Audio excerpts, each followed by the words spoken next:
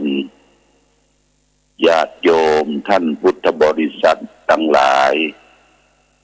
วันนี้รายการธรรมประทีปส่องต่างก็ได้มาพบปะกับพ่อแม่พี่น้องศรัทธาสาธุชนญาติโยมแห่งครั้งหนึ่งวันนี้เป็นวันเสาร์ที่30เดือนเมษายนพุทธศักราช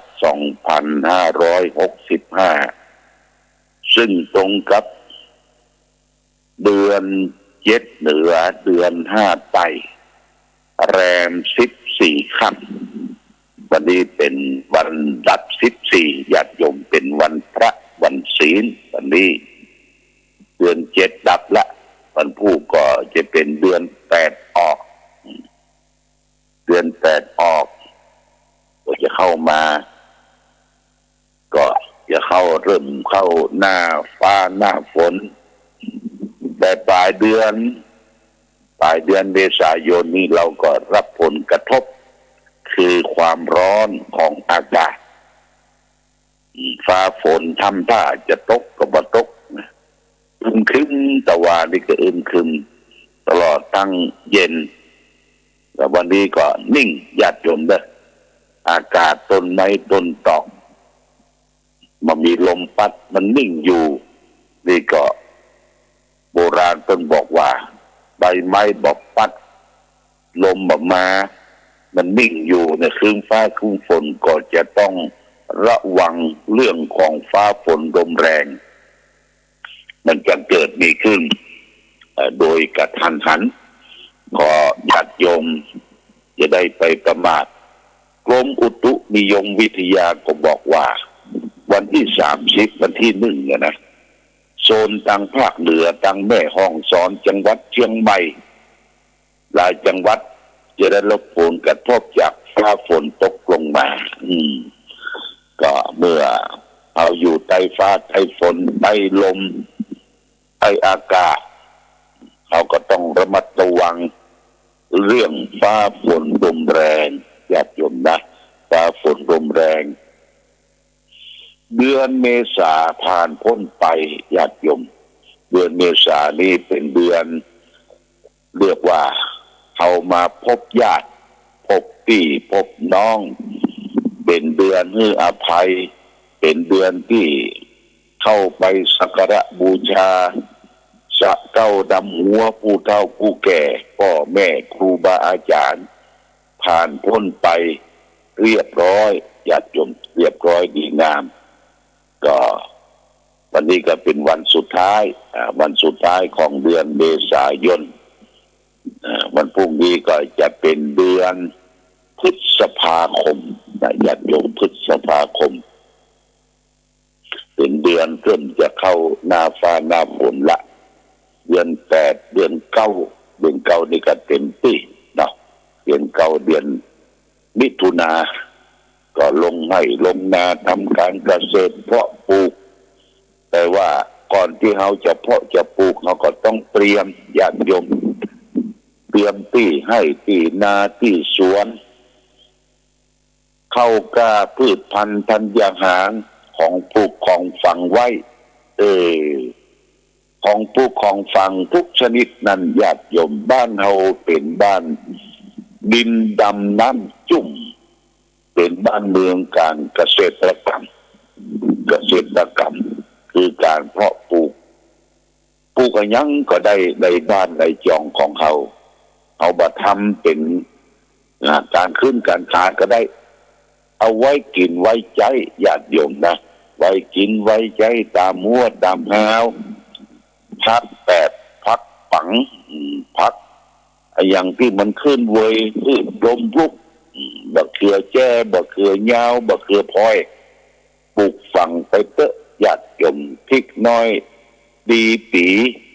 อย่างต่างๆเนี่ยมันปลูกมันฝังได้ประเทศอื่นเปิ้นอิจฉาประเทศเขาประเทศอื่นเปิ้นมีน้ำมันจริงญาติโยมมีน้ำมันจริงแต่ว่า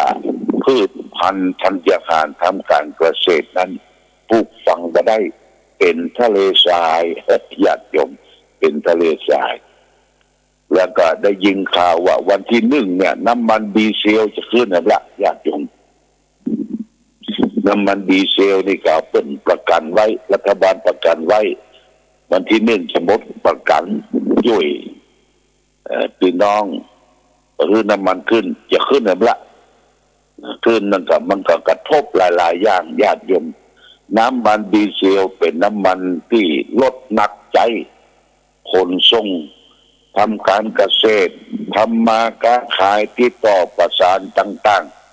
ๆเมื่อน้ำมันขึ้นอย่างทุกสิ่งทุกอย่างก็ขึ้นไปตามตัวอย่างไข่ก็อย่างเครื่องอุปโภคบริโภคผักไม้ไส้เครือนี่ก็ขึ้นไปตามตัวตามน้ำมันเขาจะไปจับจ่ายใช้สอยต้องได้สตางค์นักแต่ได้ของน้อยได้ของน้อยเดี๋ยว100 บาทนี่เขาจะไปซื้อของตามตลาดได้ของระดับญาติโยมเพราะอย่างเพราะของมันแพงขึ้นเพราะฉะนั้นบูเฮาญาติโยมท่านสาธุชนทั้งหลายเป็นพ่อค้านายขายเราก็ต้องดู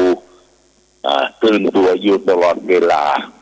ตื่นตัวอยู่ตลอดเวลาว่าเขาจะกล้าจะขายจะทำอะไรอย่างคือมันมีหน้าที่คำว่าหน้าที่นี่ก็คือเป็นสิ่งที่เราจะต้องประพฤติปฏิบัติหลวงพ่อพุทธทาสนักปราชญ์ของโลกที่สวนโมคคพารามอำเภอชัยยาท่านได้บอกว่าหน้าที่คือการประพฤติปฏิบัติธรรมทุกขั้นทุกตอนของชีวิตคนเรามีหน้าที่ของพ่อค้าก็คือค้าขายจ่ายแลกหน้าที่ของทำการประมงก็เสาะปงเสาะป่าหน้าที่ของพี่น้องชาวนาก็ทำไร่ไร่สวนหน้าที่ของพระสงฆ์ก็มีหน้าที่เผยแผ่พระธรรมคำสอนหน้าที่ตำรวจทหารก็มีหน้าที่เป็นผู้พิทักษ์สันติราษฎร์ดูแลความผาสุกของประชาชนหน้าที่ของทหารก็ดูแลป้องกันประเทศชาติอริราชศัตรูต่างๆหน้าที่ของนักการเมืองก็ดูแลช่วยเหลือพ่อแม่พี่น้องประชาชนที่เขาเลือกสรรเข้าไปทำหน้าที่อย่างท้องถิ่นเขาก็อบต.เทศบาลเป็นสจ.ระดับจังหวัดเป็นสส.ระดับประเทศอย่างรัฐบาลชุดนี้ญาติโยมจะเหลือเวลาหันประมาณสัก8 เดือน9 เดือนเนี่ยก็คือจะหมดวาระที่เข้ามาสู่ครบ4 ปีก็คือจะมีเลือกตั้งกันใหม่หน้าที่ของไผของมันญาติโยมถ้าเขาผิดหน้าที่เมื่อใดเนี่ยแสดงว่าเขาไม่ได้ปฏิบัติธรรมหน้าที่ของชาวพุทธเราก็ต้องประพฤติปฏิบัติธรรมคือการรักษาศีลบำเพ็ญเจริญภาวนาอนุเคราะห์สงเคราะห์ซึ่งกันและกันไหว้พระสวดมนต์ในวันสำคัญเช่นว่าวันพระวันศีลญาติโยมจะไปลืมหน้าที่ของตนเองตื่นขึ้นมาล้างหน้าล้างตาไหว้พระสวดมนต์แล้วก็ปฏิบัติตนให้เป็นพุทธบริษัทที่ดีเป็นเจ้าพุทธที่ดีแล้วก็ตอนค่ำมาก็อาบน้ำอาบท่าไหว้พระสวดมนต์เจริญสมาธิภาวนาอย่าไปตั้งใจไปพิษไปเถียงคนนั้นคนนี้อย่าหยุด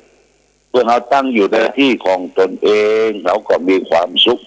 ไปตามที่เขาได้ประพฤติปฏิบัติตามหน้าที่นั่น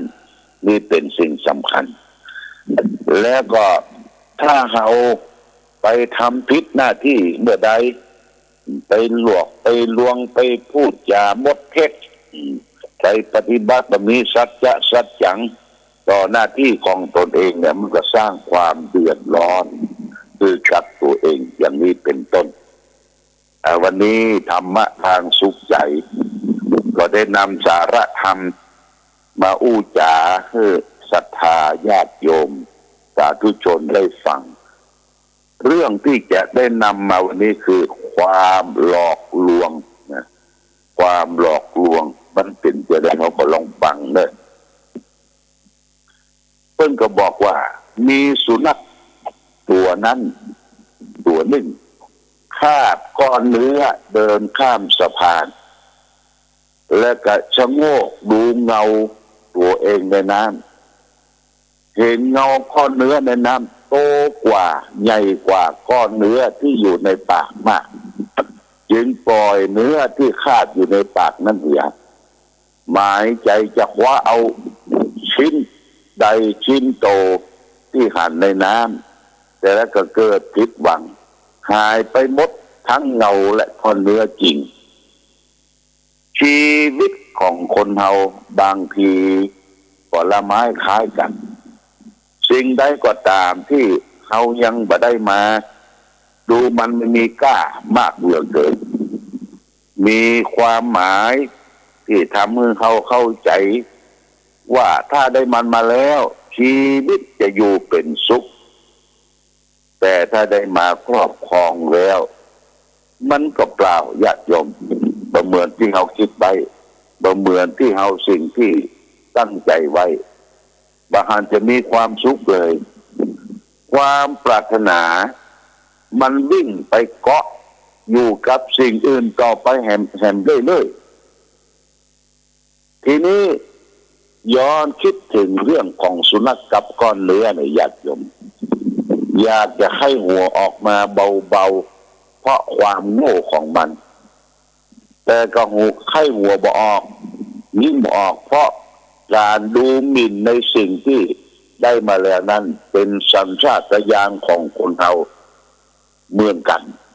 ญาติโยมอันยังก็ตามที่สมบัติของคนอื่นดูเหมือนจะเป็นสิ่งที่น่ารักน่าทะนุถนอมและน่าพิสมัยมากกว่าของเราเป็นในฉะนั้นคนเราจึง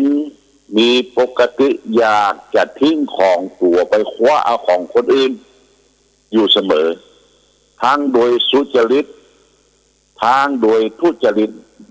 เพราะความหลอกลวงจากใจของตนเองความสันโดษเต่าอั้นที่จะช่วยให้เราในเรื่องนี้ได้สลาพังนาติมัญญยะไม่ควรดูหมิ่นลาภยศที่ตนได้มาแล้วสตรีใดมอบหัวใจให้กับภัยผู้ใดย่อมเชื่อว่าย่อมชื่อว่ามีอนาคตอันมืดเหมือนพระจันทร์ข้างแรมเมื่อเรามอบจิตมอบใจให้ภัยกับเหมือนพระจันทร์ข้างมืดเหมือนพระจันทร์ข้างแรมญาติโยมต้องอดทนเอาดอกนะเพราะฉะนั้นใจของเราเนี่ยมันคิดอยู่ตลอดเวลามันอยากจะไข้คว้ามันมีวันที่จะสิ้นสุดเรื่องนั้นเรื่องนี้ความปอของเรานี่มันบ่มีญาติโยมความปอยินดีในสิ่งที่ตนได้พอใจในสิ่งที่ตนดีคติในเรื่องนี้แหละเรื่องความหลอกลวงต่างๆของเมื่อเราได้พิจารณาหลักธรรมของพระพุทธเจ้าเรื่องของความสันโดษญาติโยมพระพุทธเจ้าสอนเรื่องของความสันโดษถ้าจะมาอู้ง่ายๆก็คือยินดีในสิ่งที่ตนได้พอใจในสิ่งที่ตนมีนั่นคือความสุขของคนเฮาถ้าเฮาบ่ยินดีสิ่งที่เฮาได้มาอยากได้มากก็ย้ายแถมเพิ่มทวีคูณขึ้นแล้วก็บ่พอใจในสิ่งที่ตนมีที่มีอยู่สภาพดังนี้อย่างนี้ญาติโยมบ่พอใจก็ทำอย่างทุกสิ่งทุกอย่างทำไปด้วยขาดความฉลาดขาดความยั้งคิดวันไหวไปกับโลกนิยมต่างๆเอาเข้าก็เสียญาติโยมเกิดความทุกข์ยกตัวอย่างเช่นง่ายๆว่า ร่างกายญาติโยมร่างกายของคนเราเกิดมามันแบบเหมือนกันพ่อแม่เป็นได้สร้างสรรค์เกิดลูกบุตรธิดาออกมาหน้าตาจะเหมือนพ่อพ่องเหมือนแม่พ่องหรือหน้าตาเป็นคนขี้นิ้วขี้เลพ่องแต่เขาก็บอกพอใจที่จะไปดัดไปแปลงที่จบนะดัดแปลงแก้ตัวมาแล้วก็ไปดึงหน้าตาให้มันหนุ่มให้มันอวดเจ้าโลกละอวดว่ายังหนุ่มอายุหนุ่มแห่ง15 ปีพดตกแต่จิตใจเฮามันแบบหนุ่มญาติโยมนะต้องให้มันเป็นไปตามธรรมะเป็นไปตามธรรมชาติไปกวนไปทีไปผ่าตัดที่นั่นที่นี่ไปเสริมไปแต่งเอาเข้าร่างกายนี่แอนตี้มันไม่ยอมรับกับสิ่งที่เราได้กระทำไปพกไปช้ำไปทำให้เกิดความเสียหายดีบดีก็เสียไปญาติโยมเสียตาพ่องเสียจมูกพ่องเสียแก้มเสียยังพ่องสุมาเตเสียหน้าอกไปแต่งหน้าอกคือมันใหญ่มันโตพ่องเนี่ยฟกช้ำเสียไปเนี่ยบางทีไปร่างกายอ้วนไปผ่าตัดให้มันผอมไปผ่าตัดไส้บางทีมันกินนักแบบโอ้ญาติโยมไปกวนไปคีร่างกายเนี่ยมันทำให้ถูกมีดหมอเปิ่นผ่าตัดแล้วก็ร่างกายเขาบอกปกติละเมื่อบอกปกติมันก็มีโรคแทรกโรคซ้อนเข้ามาญาติโยมนะต้องระมัดระวังอยู่ให้มีสติใจให้มีปัญญาพิจารณาถึงว่ายินดีในสิ่งที่ตนได้พอใจในสิ่งที่ตนมีอย่าไปหวั่นไหวกับโลกธรรมที่มันหลอกลวงเฮาญาติโยมมันหลอกลวงเฮาผู้คนก็หลอกลวงคนใกล้ชิดก็หลอกลวงบางทีก็มาบอกว่าพี่หรือน้องถ้าไปเสริมกันตาให้หน่อยไปขีดกันตาไปพามันเป็น2 ชั้นจะงามเนี่ยหูดังมันแมทไปหน่อยแต่หูดังกงโอ้จะสวยจดงดงามนี่ญาติอยู่ไปกวนไปคีมันลูกร่างกายเพื่อนเฮือมาบอกเฮือมาแม่เฮือมาเนี่ยไปกวนไปคีสู้เขาอยู่ตามธรรมะตามธรรมชาติก็ได้ญาติโยมนะแต่งใจฮือดิ่มตั้งใจฮือเตี้ยอยู่ไปกับธรรมะ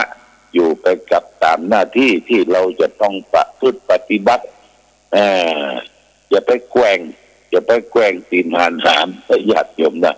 อย่างมาคาบเนื้อตะเกียบเพราะความโลภนั่นเองมาในนิทานอีสปข้ามก้อนเนื้อข้ามสะพานหันเงาตัวเองอยู่ในน้ำปลดต่อก้อนเนื้อใหญ่กว่าที่ปากที่กาบพายทิ้งก้อนเนื้อที่ปากของจริงนะไปกระโดดลงน้ำจะไปกาบก้อนเนื้อที่ใหญ่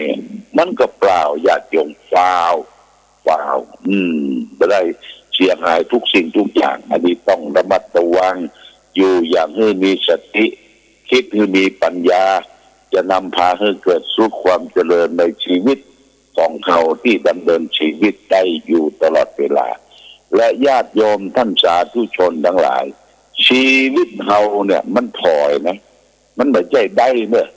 อย่างร่างกายสุขภาพร่างกายเราถึงวันมันถอยหลังเข้าคลองเราก็ต้องเฝ้าระมัดระวังเรื่องความเจ็บไข้ได้ป่วยเรื่องยุคเรื่องยาเรื่องรักษาโรคภัยไข้เจ็บแต่กี้ก็ได้ยินเพิ่นประกาศว่าโรคไข้หวัดใหญ่อย่ามาห้ามละญาติโยมเพิ่นไปแนะนำฉีดวัคซีนป้องกันไข้หวัดใหญ่วัคซีนป้องกันโรคโควิด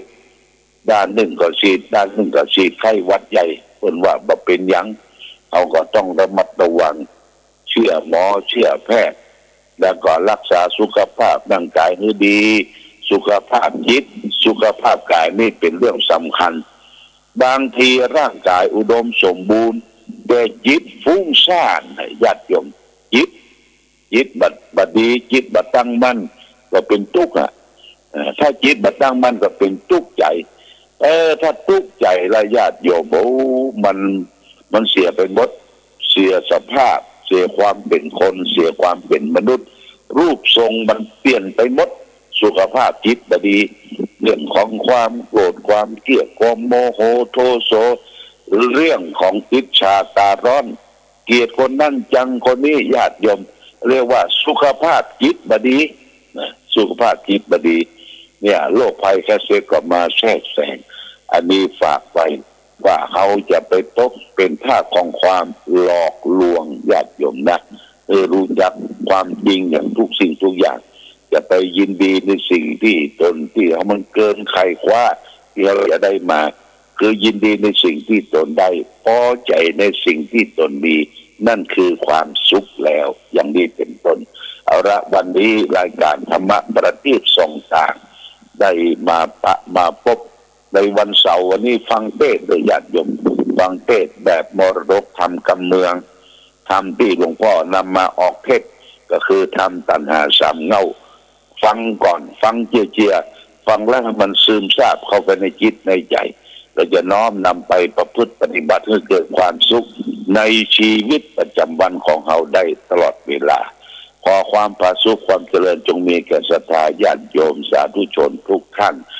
รายการธรรมะประทีปส่องทางขอลาก่อนขอผู้ฟังจงตั้งมั่นจิตหันษาด้วยธรรมะขององค์พระพุทธาได้นำพาให้เกิดความสุขสงบเย็นขอเจริญพร